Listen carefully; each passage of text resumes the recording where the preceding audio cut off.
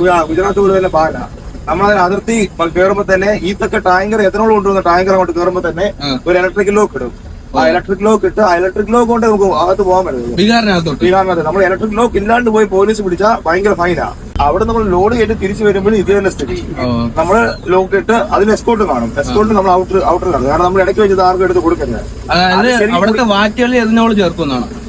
Ethanol പറഞ്ഞ spirit അല്ലേ, അത് വെച്ച് കുടിക്കാൻ കുടിച്ച ആള് മരിക്കും. അങ്ങനത്തെ സാധനം നമ്മൾ കൊണ്ടുവരുന്നത്. ആള് മരിച്ചു, ആവലും വെന്ത് പോകും.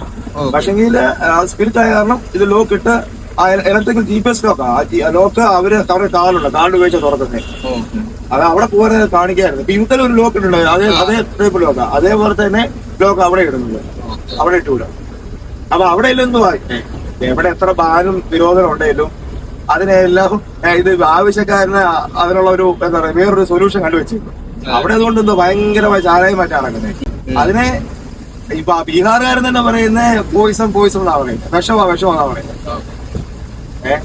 അപ്പൊ അത്ര അവിടെ എത്ര നിരോധനം ഉണ്ടെങ്കിലും ഇതെല്ലാം അവിടെ സുലഭമായിട്ട് കിട്ടുന്നുണ്ട്.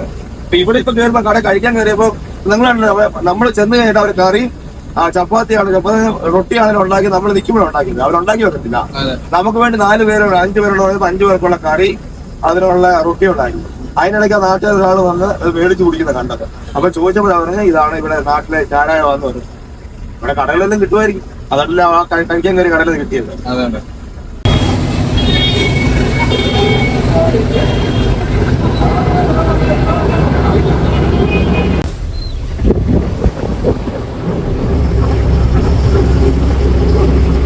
ഇനി നമുക്ക് 1 മണിക്കൂർ തികച്ചും യാത്രയില്ല.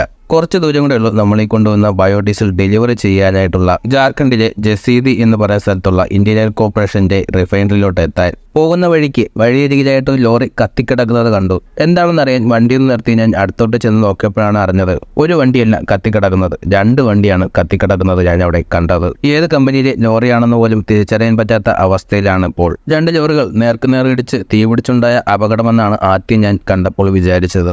എന്നാൽ ഇവിടെ നിന്ന് അറിയാൻ കഴിഞ്ഞത് മറ്റൊരു വാർത്തയാണ്. നക്സലൈറ്റുകൾ ഈ വാഹനങ്ങൾ പിടിച്ചെടുത്ത് കൂട്ടിയിട്ട് കത്തിച്ചതാണെന്നാണ് അറിയാൻ കഴിഞ്ഞത്. ലോറികൾ പിടിച്ച് കൂട്ടിയിട്ട് കത്തിച്ചെങ്കിലും ഇതിനുണ്ടായിരുന്ന ഡ്രൈവർമാരെ വെറുതെ വിട്ടയച്ചു എന്നാണ് അറിയാൻ കഴിഞ്ഞത്. एक्सीडेंट हुआ कैसे हुआ?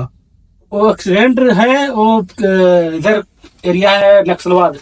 हाँ, और नक्सली लोग उसको जला दिया है। ओके, वो दोनों एक ही साथ? हाँ, एक ही साथ।